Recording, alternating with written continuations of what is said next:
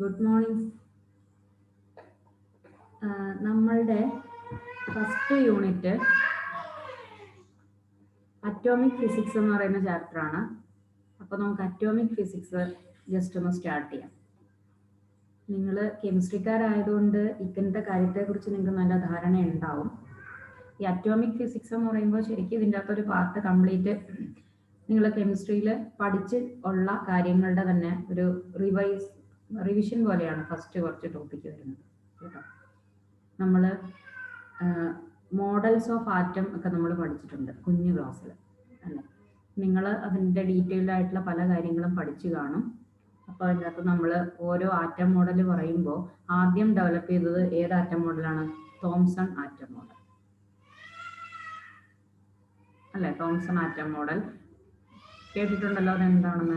ഒരു plum pudding model എന്ന് പറഞ്ഞിട്ട് അതിൻ്റെ അകത്ത് പോസിറ്റീവ് ചാർജുള്ള പാർട്ടിക്കിൾസ് നടുക്ക്, അതിൻ്റെ ചുറ്റും നെഗറ്റീവ് ചാർജുള്ള പാർട്ടിക്കിൾസ് ഈ പുഡിങ്ങിൻ്റെ അകത്ത് ഇങ്ങനെ പ്ലംസ് കുത്തി വെച്ചിരിക്കുന്നത് പോലെ കുത്തി വെച്ചിരിക്കുന്നു എന്നൊക്കെ പറഞ്ഞ് നമ്മൾ തോംസൺ ആറ്റം മോഡൽ പഠിച്ചിട്ടുണ്ട്. പിന്നെ അത് കഴിഞ്ഞിട്ട് അതിൻ്റെ atomic structure, internal structure detailed ആയിട്ട് സ്റ്റഡി ചെയ്തു. അതിനുശേഷം നമ്മളുടെ റൂദർഫോർഡ് ആറ്റം മോഡൽ ഡെവലപ്പ് ചെയ്തു. അപ്പോൾ ഈ റൂദർഫോർഡ് ആറ്റം മോഡലിനെ കുറിച്ചും തോംസൺ ആറ്റം മോഡലിനെ കുറിച്ചൊക്കെ നമുക്ക് ഡീറ്റെയിൽഡ് ആയിട്ട് അറിയാം അല്ലേ. ഇനി അതിനുശേഷം ഈ റൂദർഫോർഡ് ആറ്റം മോഡലിൻ്റെ അകത്ത് നമ്മൾ എന്താ കണ്ടത്? അതിൻ്റെ ഒരു ഡ്രോബാക്ക് ആയിട്ട്, റൂദർഫോർഡ് ആറ്റം മോഡലിൻ്റെ ഒരു ഡ്രോബാക്ക് ആയിട്ട് നമ്മൾ എന്താ പറഞ്ഞുകൊണ്ടിരുന്നത്? റൂദർഫോർഡ് ആറ്റം മോഡലില് ന്യൂക്ലിയസ് സെന്ററിലാണ്, ഇലക്ട്രോൺ അതിന്റെ ചുറ്റും റിവോൾവ് ചെയ്യുവാണ്.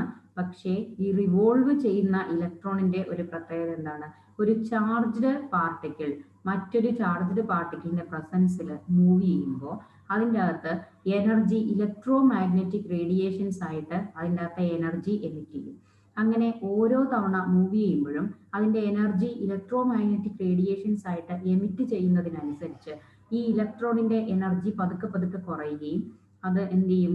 അകത്ത് ഇന്നർ ഓർബിറ്റിലേക്ക് മൂവ് ചെയ്യുകയും അങ്ങനെ പതുക്കെ പതുക്കെ പതുക്കെ അത് ന്യൂക്ലിയസിൽ വന്ന് വീണിട്ട് കൊളാപ്സ് ചെയ്ത് ആറ്റത്തിന്റെ എക്സിസ്റ്റൻസ് ഇല്ലാതെയാകും എന്നാണ് നമ്മൾ റൂദർഫോർഡ് ആറ്റം മോഡലിന്റെ ഒരു ഡ്രോബാക്ക് ആയിട്ട് നമ്മൾ പറഞ്ഞത് അല്ലേ.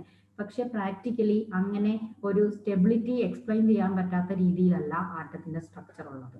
ആറ്റത്തിന്റെ സ്ട്രക്ചർ ബേസിക്കലി സ്റ്റേബിൾ ആണ് അല്ലെ. ആറ്റം സ്റ്റേബിൾ ആണ്. പക്ഷേ ഈ തിയറി വെച്ച് നമ്മൾ എക്സ്പ്ലെയിൻ ചെയ്യുമ്പം എങ്ങനെയാണ്?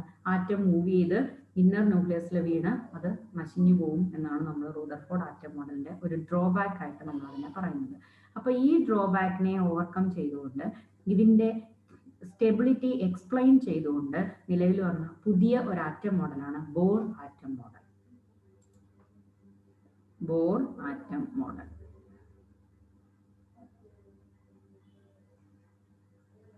ഓക്കെ, അപ്പൊ ബോർ ആറ്റം മോഡൽ എന്താണ്? നിങ്ങൾക്കറിയാം ബോർ ആറ്റം മോഡൽ എന്താണെന്ന്. ബോർ ആറ്റം മോഡൽ എന്ന് പറയുന്നത് ഒരു ക്ലാസിക്കൽ പ്ലാനറ്ററി മോഡലിനോടാണ് നമ്മൾ ഇക്വേറ്റ് ചെയ്തിരിക്കുന്നത്. അതായത് അതിൻ്റെ അകത്ത് എങ്ങനെയാണ്? നടുക്ക് ന്യൂക്ലിയസ് ഉണ്ട് അല്ലെ.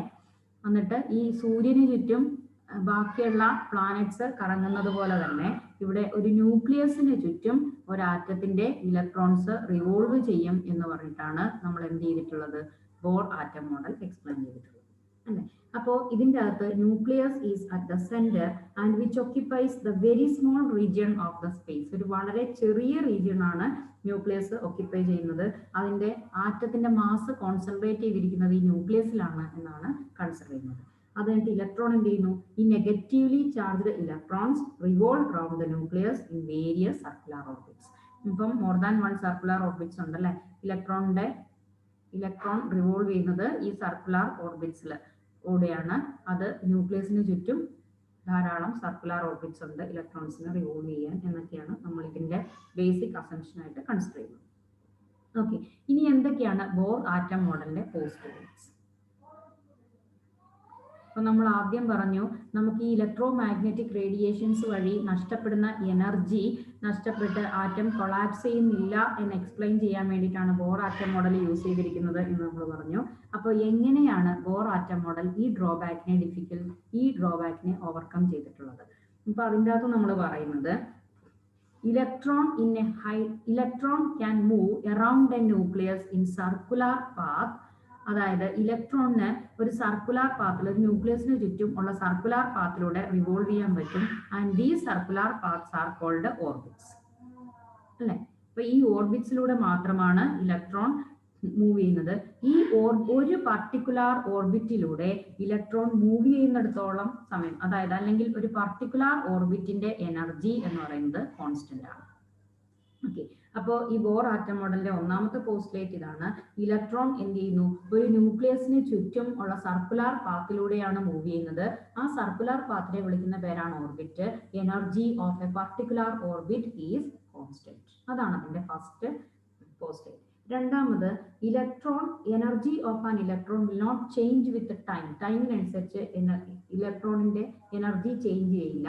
പിന്നെ ഇതെന്ത് ചെയ്യും? ഇത് എനർജി അബ്സോർബ് ചെയ്താൽ, എവിടെന്നെങ്കിലും ഒരു എനർജി ഈ ഇലക്ട്രോൺ അബ്സോർബ് ചെയ്തു കഴിഞ്ഞാൽ എന്ത് ചെയ്യും? അത് ഹയർ എനർജി സ്റ്റേറ്റിലേക്ക് മൂവ് ചെയ്യും. അതായത് ഈ ഓർബിറ്റ് ഒന്നിനു പുറകെ ഒന്നായിട്ട് നമ്മൾ പറയുന്നത് ഔട്ടറിലേക്ക് പോകുന്നതിനനുസരിച്ച് എനർജി ഓഫ് ഓർബിറ്റ് ഇൻക്രീസസ് എന്നാണ് നമ്മൾ പറയുക. അപ്പോൾ ഈ ഇലക്ട്രോൺ എനർജി അബ്സോർബ് ചെയ്ത് കഴിഞ്ഞാൽ, Hnu എനർജി അബ്സോർബ് ചെയ്ത് കഴിഞ്ഞാൽ അത് ലോവർ ടു ഹയർ എനർജി ലെവലിലേക്ക് ജമ്പ് ചെയ്യും. ഓക്കെ, പക്ഷേ എനർജി ഇത് ലിബറേറ്റ് ചെയ്ത് കഴിഞ്ഞാൽ എന്ത് ചെയ്യും? തിരിച്ച് ഹയർ ടു ലോവർ എനർജി ലെവലിലേക്ക് ജമ്പ് ചെയ്യും. അതാണ് അതിന്റെ രണ്ടാമത്തെ പോസ്റ്റുലേറ്റ്. ഓക്കെ, ഒരു ഇലക്ട്രോൺ മൂവ് ചെയ്യുന്നത് ഒരു പർട്ടിക്കുലർ ടൈമിൽ അതിന്റെ എനർജി കോൺസ്റ്റന്റ് ആണെങ്കിൽ, എനർജി കോൺസ്റ്റന്റ് ആയിരിക്കുന്നിടത്തോളം കാലം ആ ഇലക്ട്രോൺ അതേ ഓർബിറ്റിലൂടെ മൂവ് ചെയ്യും. ആ എനർജി അബ്സോർബ് ചെയ്യുകയോ അല്ലെങ്കിൽ ലിബറേറ്റ് ചെയ്യുകയോ ചെയ്യുന്ന സമയത്ത് മാത്രമേ ഇലക്ട്രോൺ ഒരു ഓർബിറ്റിൽ നിന്ന് മറ്റൊരു ഓർബിറ്റിലേക്ക് ജമ്പ് ചെയ്യുള്ളൂ. എനർജി അബ്സോർബ് ചെയ്താൽ ലോവർ ടു ഹയർ ഓർബിറ്റിലേക്ക്, ലിബറേറ്റ് ചെയ്താൽ ഹയർ ടു ലോവർ ഓർബിറ്റിലേക്ക് ജമ്പ് ചെയ്യും. Okay, then frequency of radiation absorbed or emitted of an electron എങ്ങനെയായിരിക്കും? From one orbit to another. അതായത് ഇപ്പം ഈ ഓർബിറ്റിന്റെ എനർജിയെ നമ്മൾ E1 എന്നും ഈ ഓർബിറ്റിന്റെ എനർജിയെ നമ്മൾ E2 എന്നും റെപ്രസെന്റ് ചെയ്യാന്ന് വിചാരിക്കാം. നമുക്ക് ഇത് outer ഓർബിറ്റിലെ E2 is greater than E1 ആണെന്ന് നമുക്കറിയാം, അല്ലെ? അപ്പോൾ ഇത് ലോവർ ടു ഹയർ ഓർബിറ്റിലേക്ക് ഇലക്ട്രോൺ ജമ്പ് ചെയ്യുമ്പോൾ, എനർജി അബ്സോർബ് ചെയ്ത് ലോവറിൽ നിന്ന് ഹയർ ഓർബിറ്റിലേക്ക് ഇലക്ട്രോൺ ജമ്പ് ചെയ്യുമ്പോൾ അതിൻ്റെ അകത്തുണ്ടാകുന്ന എന്താണ്? Hnu എന്ന് പറയുന്ന change in energy. Hnu is E2 minus E1 ആയിരിക്കും. That is nu is equal to E2 minus E1 divided by h. That's equal to E2 minus E1 എന്ന് പറയുമ്പോൾ എന്താണ്? Delta E divided by h.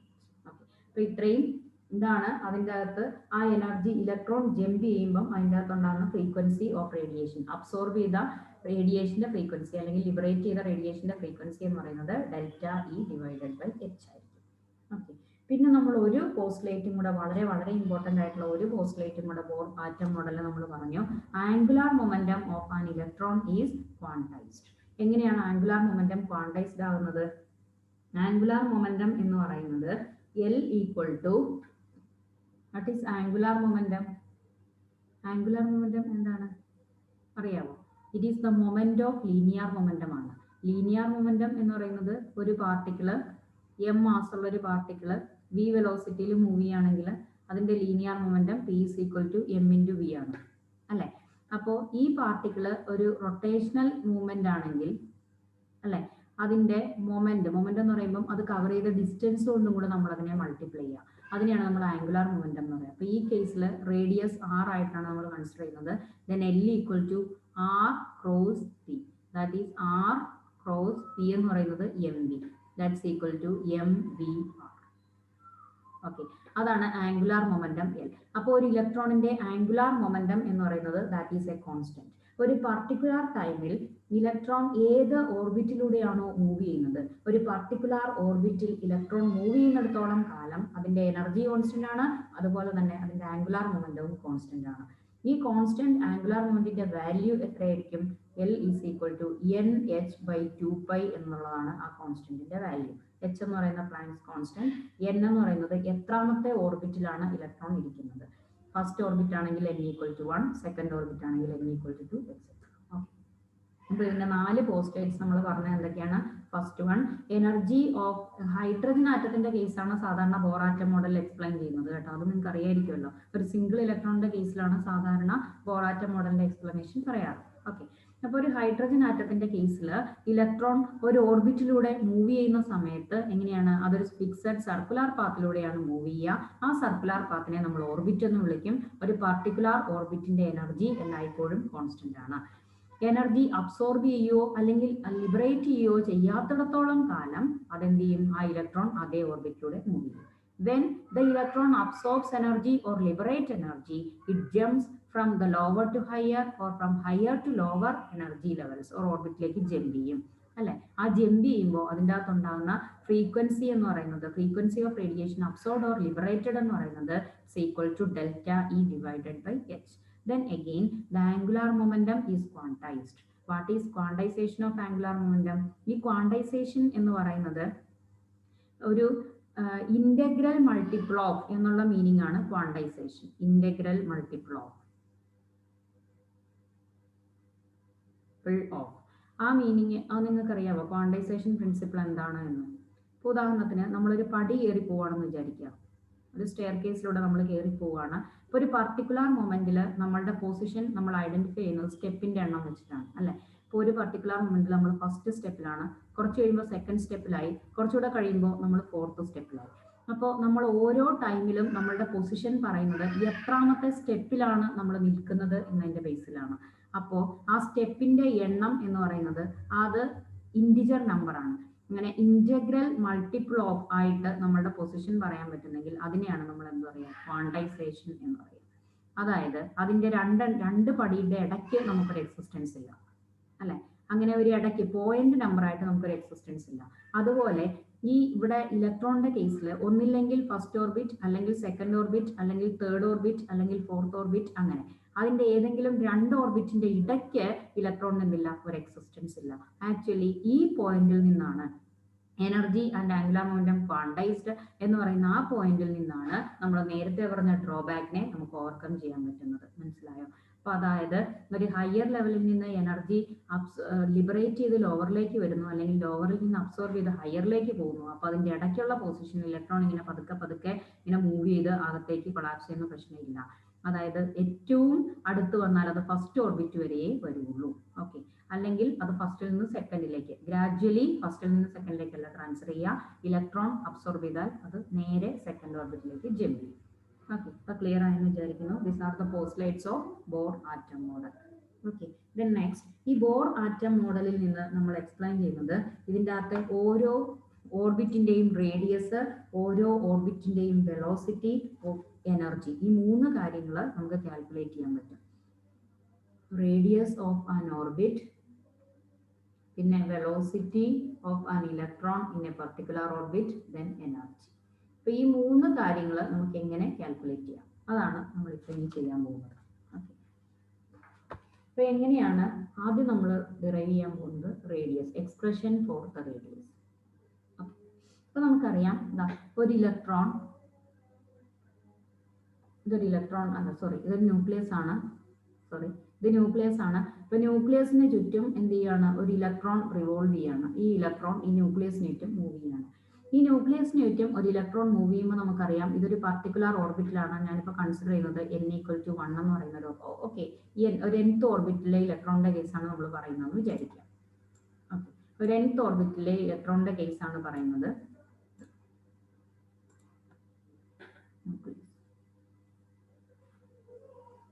അപ്പൊ ഇത് electron അങ്ങോട്ടേക്കുള്ള distance, ഈ radius of the orbit എന്ന് പറയുന്നത് r ആണ്.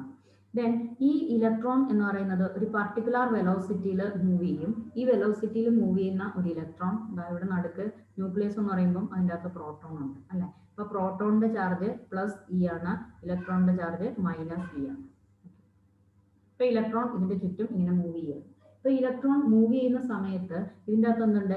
m മാസുള്ള ഇലക്ട്രോൺ ആണ് മൂവ് ചെയ്യുന്നതെങ്കിൽ ഇതിന് ഒരു സെൻട്രിപെറ്റൽ ഫോഴ്സ് ഉണ്ട്, കാരണം ഇത് സർക്കുലർ മോഷനിലാണ് മൂവ് ചെയ്യുക.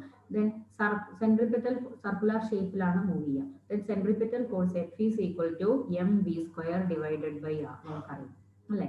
അതുപോലെ തന്നെ പോസിറ്റീവ് ചാർജ് ഉള്ള പ്രോട്ടോണും നെഗറ്റീവ് ചാർജ് ഉള്ള ഇലക്ട്രോണും തമ്മിൽ there is a force, Coulombic force of attraction.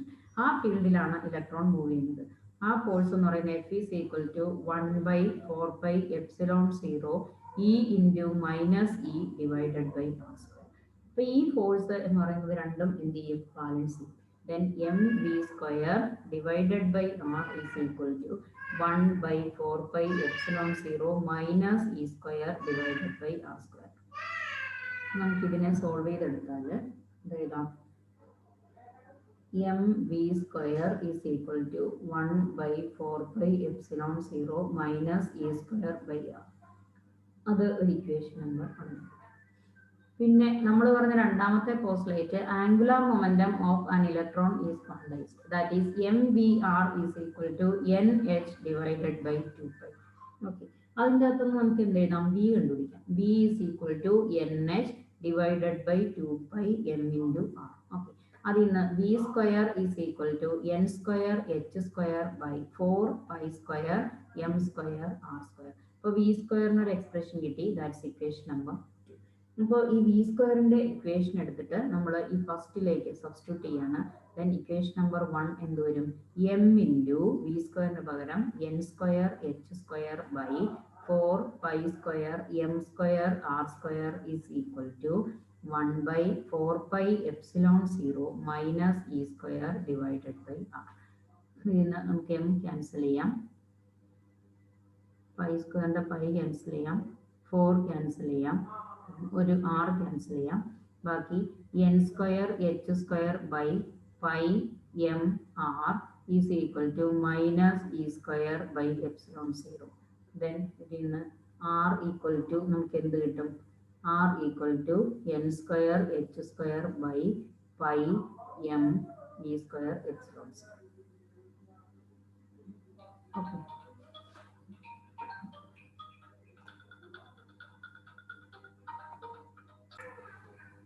Okay, ഇപ്പം നമ്മൾ എവിടെയാണ് പറഞ്ഞു നിർത്തിയത്? ഇതിൽ നിന്ന് ആറ് കണ്ടുപിടിക്കുന്ന കേസ് അല്ലേ? അപ്പോൾ ഇത് തെറ്റിപ്പോയല്ലോ. ഇതിൽ നിന്ന് ആർ ഈക്വൽ ടു, ആറിനെ നമ്മൾ ഇപ്പുറത്തോട്ട് കൊണ്ടുവരികയാണ്. then ആർ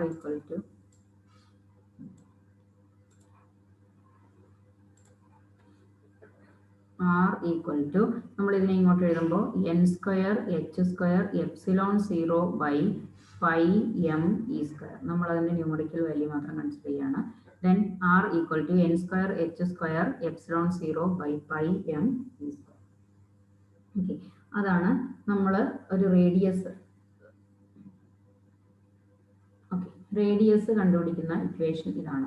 ഫസ്റ്റ് റേഡിയസ് എന്ന് പറയുമ്പോൾ n ഈക്വൽ ടു 1 സബ്സ്റ്റിറ്റ്യൂട്ട് ചെയ്താൽ ഫസ്റ്റ് ഓർബിറ്റിന്റെ റേഡിയസ് കിട്ടും. n ഈക്വൽ ടു 2 സബ്സ്റ്റിറ്റ്യൂട്ട് ചെയ്യുമ്പോൾ സെക്കൻഡ് ഓർബിറ്റിന്റെ റേഡിയസ് കിട്ടും. n ഈക്വൽ ടു 3 സബ്സ്റ്റിറ്റ്യൂട്ട് ചെയ്യുമ്പോൾ തേർഡ് ഓർബിറ്റിന്റെ റേഡിയസ് കിട്ടും. ഓക്കെ, അപ്പോൾ ഇതിൻ്റെ അകത്ത് ഒന്നുകൂടെ നമ്മൾ ശ്രദ്ധിച്ച് നോക്കിയാൽ നമുക്ക് അറിയാൻ പറ്റും. H square is a constant, കാരണം പ്ലാങ്ക്സ് കോൺസ്റ്റന്റ് ആണ്. Epsilon 0 permittivity of free space, അതൊരു കോൺസ്റ്റന്റ് ആണ്. Pi m and charge of electron e are constants അല്ലേ? അപ്പോൾ ആർ എന്ന് പറയുന്നത് ശരിക്കും എന്താണ്? Which is proportional to n square. ഏത് റേഡിയസ് ആണ്, ഏത് ഓർബിറ്റിന്റെ ആണ് എന്നുള്ളതിനെ മാത്രമേ റേഡിയസ് ഡിപ്പെൻഡ് ചെയ്യുള്ളൂ. അപ്പോൾ ഓരോ ഓർബിറ്റ് മാറുന്നതിനനുസരിച്ച് അതിന്റെ റേഡിയസ് എന്ത് ചെയ്യും? N square. R is proportional to n square. Okay, അപ്പോൾ അതാണ് അതിൻ്റെ അകത്തുനിന്ന് ഇമ്പോർട്ടൻ്റ് ആയിട്ടുള്ള വേറൊരു point. R is proportional to n square and n equal to 1 ആകുമ്പോൾ R1 R2 R3 എന്ന് കിട്ടും. അപ്പോൾ ഇതിന്റെ ഫസ്റ്റ് റേഡിയസ് നമ്മൾ value n equal to 1 substitute ചെയ്യുമ്പോൾ ഫസ്റ്റ് റേഡിയസിന്റെ വാല്യൂ, ഫസ്റ്റ് ഓർബിറ്റിന്റെ റേഡിയസ് എന്ന് പറയുന്നത് R1 is equal to 5.29 into 10⁻⁻11 metre എന്ന് കിട്ടും. ഒന്ന് സബ്സ്റ്റിറ്റ്യൂട്ട് ചെയ്ത് നോക്കിയാൽ മതി. H epsilon 0 pi m E സ്ക്വയറിന്റെ ഒക്കെ വാല്യൂ സബ്സ്റ്റിറ്റ്യൂട്ട് ചെയ്ത് നോക്കുക. എന്നിട്ട് n ഈക്വൽ ടു 1 എന്ന് കൊടുക്കുക. ദെൻ ഫസ്റ്റ് ഓർബിറ്റിന്റെ റേഡിയസ് എന്ന് പറയുന്നത് R1 is equal to 5.29 into 10⁻⁻11 metre എന്ന് കിട്ടും. അപ്പോൾ ഇതിനെ നമ്മൾ പറയുന്നത് ബോർ റേഡിയസ് എന്ന് പറയാം. ബോർ റേഡിയസ്, ചിലടത്ത് ബോർ റേഡിയസ് എന്നുള്ളത് A0 കൊണ്ട് റെപ്രസെന്റ് ചെയ്യാറുണ്ട്. അപ്പോൾ A0 ബോർ റേഡിയസ്, അതിന്റെ value 5.29 into 10⁻⁻11 metre. Okay, then അങ്ങനെയാണെങ്കിൽ R2 എന്ന് പറയുന്നത് എന്തായിരിക്കും? R2 is equal to n square A0 or R2 is equal to n square R1 എന്ന് പറഞ്ഞാൽ മതി അല്ലേ? അപ്പോൾ ആ രീതിയിലും കൂടെ നമുക്ക് ഇതിനെ റെപ്രസെന്റ് ചെയ്യാം. കാരണം n ഈക്വൽ ടു 1 ആകുമ്പോൾ h square epsilon 0 by pi m e square, ഇത്രയും ഇതിനെയാണ് നമ്മൾ radius of first orbit or Bohr radius A0 എന്ന് പറയാം. ദെൻ Rn എന്ന് പറയുന്നത് which is equal to n square A0. Clear ആയി കാണുമല്ലോ. ഈ A0യുടെ വാല്യൂ ആണ് R1 equal to 5.29 into 10⁻⁻11 metre. ഇത് പഠിച്ചു വെക്കണം, പ്രോബ്ലത്തിന് ആവശ്യം ഉണ്ടാവും കേട്ടോ. ദെൻ നമ്മൾ റേഡിയസ് കണ്ടുപിടിച്ചു. അടുത്തത് velocity of an orbit. Velocity നമുക്ക് എങ്ങനെ കണ്ടുപിടിക്കാം? വെലോസിറ്റി എന്ന് പറയുന്നത് നമ്മൾ നേരത്തെ കണ്ടുപിടിച്ച ഇക്വേഷനെ തന്നെ ജസ്റ്റ് ഒന്ന് റീഅറേഞ്ച് ചെയ്ത് സോൾവ് ചെയ്താൽ നമുക്ക് വെലോസിറ്റി കിട്ടും. അതായത് നമ്മൾ ഇക്വേഷൻ പഠിച്ചപ്പോൾ പറഞ്ഞായിരുന്നു angular momentum is conserved, that is mvr is equal to nh by 2 pi ആണ് അതിന്റെ angular momentum conservation. അതിൻ്റെ അകത്ത് നമ്മൾ v equal to nh by 2 pi m into r.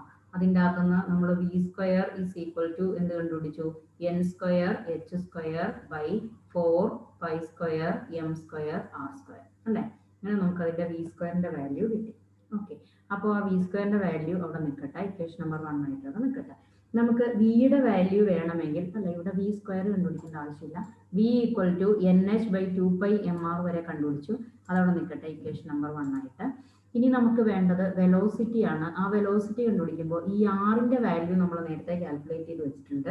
ആ ആറിന്റെ വാല്യൂ ഇങ്ങോട്ടേക്ക് സബ്സ്റ്റിറ്റ്യൂട്ട് ചെയ്യാം. ഓക്കെ, ആർ ഈക്വൽ ടു നമ്മൾ നേരത്തെ കണ്ടുപിടിച്ചത് n square h square epsilon 0 by pi m e square. Okay, അപ്പോൾ ആറിന്റെ വാല്യൂ നമ്മൾ ഇങ്ങോട്ട് സബ്സ്റ്റിറ്റ്യൂട്ട് ചെയ്യാണ്. We have r is equal to n square h square epsilon 0 by pi m e square. അപ്പോൾ substitute ചെയ്താൽ എന്ത് വരും, n h divided by 2 pi m into ആറിന് പകരം n square h square epsilon 0 by pi m e square.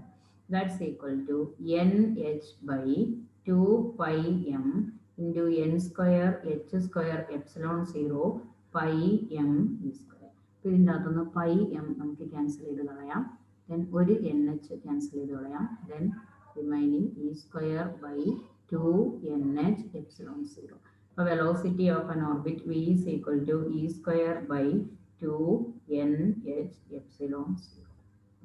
ഇപ്പോൾ velocity കിട്ടി. ഇപ്പോൾ ഇവിടുത്തെ കേസിൽ വെലോസിറ്റിയുടെ കേസിൽ നമുക്ക് എന്താ പറയാൻ പറ്റുക, വെലോസിറ്റി എന്ന് പറയുന്നത് which is proportional to e square ഒരു കോൺസ്റ്റന്റ് ആണ്, 2 h and epsilon 0s are constant. Then velocity is proportional to 1 by n എന്ന് പറഞ്ഞാൽ എന്താണെന്ന് മനസ്സിലാക്കുക.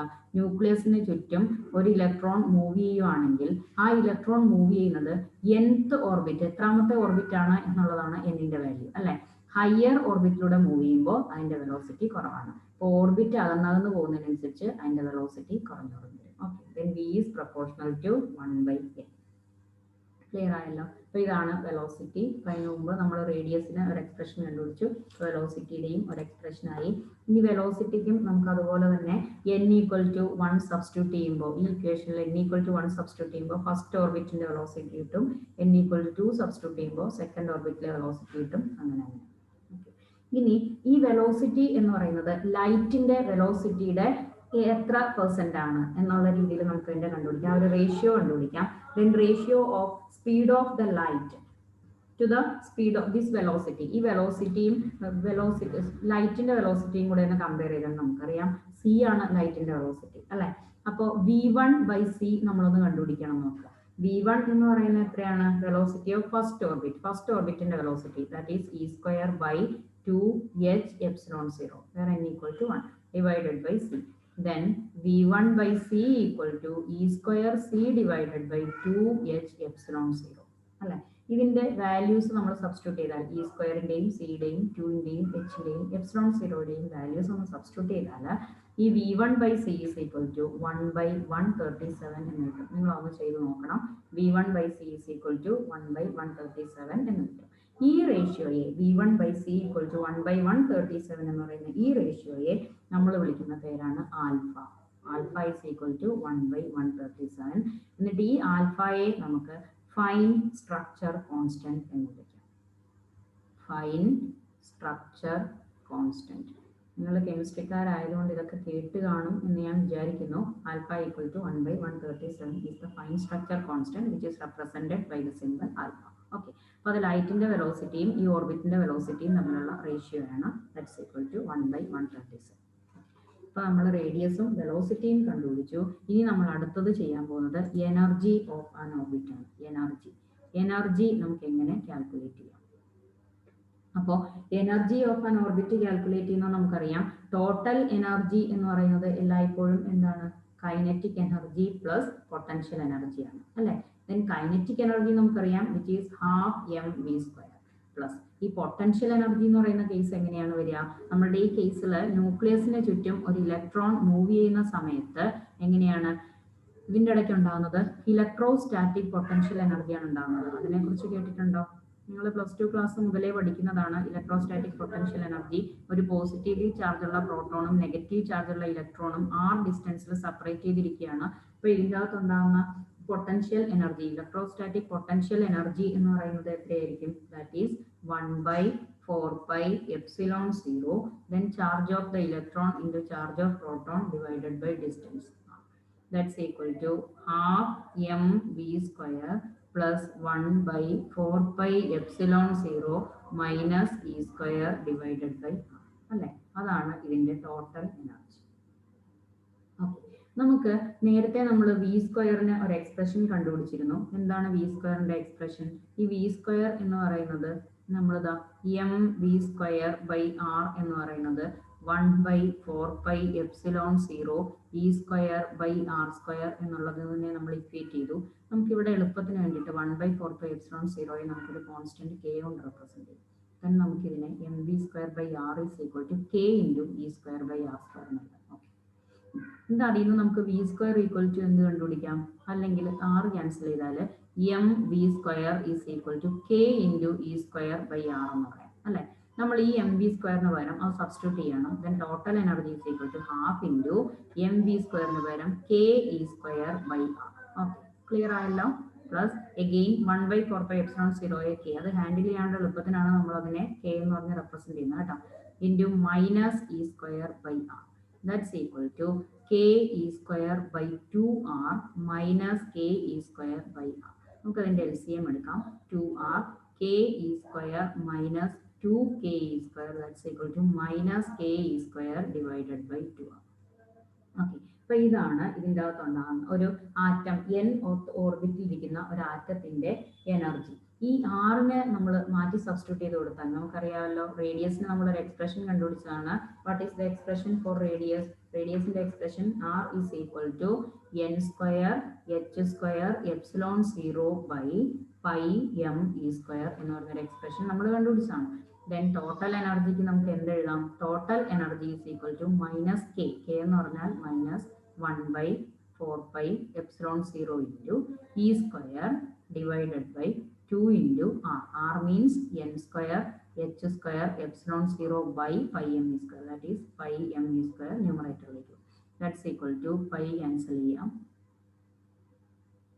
പിന്നെ cancel ചെയ്യാൻ മറന്നില്ലല്ലോ. ഓക്കെ, then minus എന്ത് വരും? e square m e square, that is m e raised to 4 divided by 8 into n square h square epsilon 0 square. So total energy is equal to minus m e raised to 4 divided by 8 h epsilon 0 square, epsilon 0 square n square h square. ഇതാണ് total energy എന്ന് പറയുന്നത്. അപ്പോൾ ഈ total എനർജിയുടെ പ്രത്യേകത എന്താണ്? Total energy എന്ന് പറയുന്നത് നേരത്തെ നമ്മൾ പറഞ്ഞതുപോലെ എന്നിന്റെ ഡിപ്പെൻഡൻസ് പറയുകയാണെങ്കിൽ total energy E is proportional to 1/n square ആണ്. അല്ലേ? എന്നിന് 1/n സ്ക്വയർ ആണ്. കാരണം എം കോൺസ്റ്റന്റ് ആണ്, ഇ റേസ്ഡ് ടു 4 കോൺസ്റ്റന്റ് ആണ്, 8 എപ്സിലോൺ 0 എച്ച് സ്ക്വയർ എല്ലാം കോൺസ്റ്റന്റ് ആണ്. Hence E is proportional to 1/n square. അതായത് പുറത്തേക്ക് പോകുന്നതിനനുസരിച്ച്, ഓർബിറ്റിന്റെ എണ്ണം കൂടുന്നതിനനുസരിച്ച്, പുറത്തേക്കുള്ള ഓർബിറ്റിലേക്ക് പോകുന്നതിനനുസരിച്ച് അതിന്റെ എനർജി എന്താണ്? കൂടിക്കൂടി വരും എന്നുള്ളതാണ് അതിന്റെ മീനിങ്. അല്ലെ? അപ്പൊ E is proportional to 1/n square. ഇതിനേക്കാൾ ഉപരിയായിട്ട് ഇതിൻ്റെ അകത്ത് ഏറ്റവും ഇമ്പോർട്ടൻ്റ് ആയിട്ട് നമ്മൾ ശ്രദ്ധിക്കേണ്ട കാര്യം the negative value of energy എന്നുള്ളതാണ്. അപ്പൊ എന്താണ് ഒരു ഇലക്ട്രോണിന്റെ നെഗറ്റീവ് എനർജിയുടെ സിഗ്നിഫിക്കൻസ്? നമുക്കറിയാം, ഇലക്ട്രോൺ എന്ന് പറയുന്നത് which is bound to the nucleus. അല്ലെ? ഇലക്ട്രോൺ നെഗറ്റീവ് ചാർജ് ആണ്, nucleus positive charge ആണ്. So electron is bound to the nucleus, that is there is a force of attraction between the negative charge electron and positively charged nucleus. അപ്പോൾ electron is bound to the nucleus എന്നുള്ളതിന്റെ ഒരു explanation ആണ് ഈ negative charge. Okay, negative simple. Negative simple എന്ന് പറയുന്ന attractive ഫോഴ്സിനെ represent ചെയ്യും. Electron is bound to the nucleus എന്നുള്ളതിനെ. അതുകൂടാതെ ഇതിൻ്റെ അകത്ത് നമ്മൾ പറഞ്ഞു പുറത്തേക്ക് പോകുന്ന ഓർബിറ്റിനനുസരിച്ച് അതിന്റെ എനർജി കൂടിക്കൂടി വരും എന്ന് നമ്മൾ പറഞ്ഞു. അല്ലെ?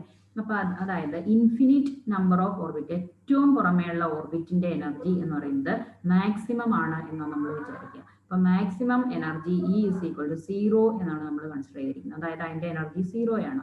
അത് ഏറ്റവും പുറത്തുള്ള ഓർബിറ്റിന്റെ എനർജി 0 ആണ് എന്ന് പറഞ്ഞാൽ it is free to move അല്ല, ഇത് ബൗണ്ടഡ് അല്ല, അത് ന്യൂക്ലിയസുമായിട്ട് അതിന് യാതൊരു ബോണ്ടിങ്ങും ഇല്ല. അപ്പൊ ഔട്ടർ ഓർബിറ്റിലെ ഇലക്ട്രോണിന്റെ എനർജി മാക്സിമം എനർജിയാണ്, അതിനെ നമ്മൾ 0 ആയിട്ടാണ് കൺസിഡർ ചെയ്യുക. അപ്പൊ മാക്സിമം 0 ആണെങ്കിൽ ഇന്നറിലേക്ക് വരുമ്പം എനർജി കുറഞ്ഞു വരികയല്ലേ വേണ്ടത്, അങ്ങനെയാണ് അത് നെഗറ്റീവ് വാല്യൂയിലേക്ക് അപ്രോച്ച് ചെയ്യുന്നത്. ഓക്കെ, അകത്തേക്ക് വരുന്നതിനനുസരിച്ച് അതിന്റെ എനർജി കുറഞ്ഞു വരും എന്നുള്ള മീനിങ്ങിലും കൂടിയാണ് നെഗറ്റീവ് വാല്യൂ കൺസിഡർ ചെയ്തിരിക്കുന്നത്. ഓക്കെ, അപ്പൊ അടുത്ത ദിവസം നമുക്ക് ഈ എനർജിയെ കുറിച്ച് കുറച്ച് ഡീറ്റെയിൽസ്, പിന്നെ ഫ്രീക്വൻസി ഡീറ്റെയിൽസ്, പിന്നെ hydrogen spectral series of hydrogen നമുക്ക് എക്സ്പ്ലെയിൻ ചെയ്യാനുണ്ട്. അപ്പൊ ഇത്രയും കാര്യങ്ങൾ, ബേസിക് കാര്യങ്ങൾ ഒന്ന് ഓർത്ത് വെക്കണം. ഓക്കെ, അപ്പൊ നമ്മൾ ഇന്ന് എന്തൊക്കെയാണ് പഠിച്ചത് ജസ്റ്റ് ഒന്ന് നോക്കാം. ബോർ ആറ്റം മോഡൽ എന്താണ്, ബോർ ആറ്റം മോഡൽ ഡെവലപ്പ് ചെയ്തപ്പോൾ അതിൻ്റെ അകത്തെ പോസ്റ്റ്ലേറ്റ്സ് എന്തൊക്കെയാണ്, energy and angular momentum constant ആയിരിക്കുന്നത് എങ്ങനെയാണ്, പിന്നെ അതിൻ്റെ അകത്ത് നമ്മൾ റേഡിയസിനും വെലോസിറ്റിക്കും എനർജിക്കും ഓരോ എക്സ്പ്രഷൻസ് കണ്ടുപിടിച്ചു. ഓക്കെ, അപ്പോൾ ഇത്രയും കാര്യങ്ങൾ പഠിച്ചിട്ടിരിക്കുക, നോട്ട് ചെയ്യാൻ ഗ്രൂപ്പിൽ ഇട്ടേക്കാം.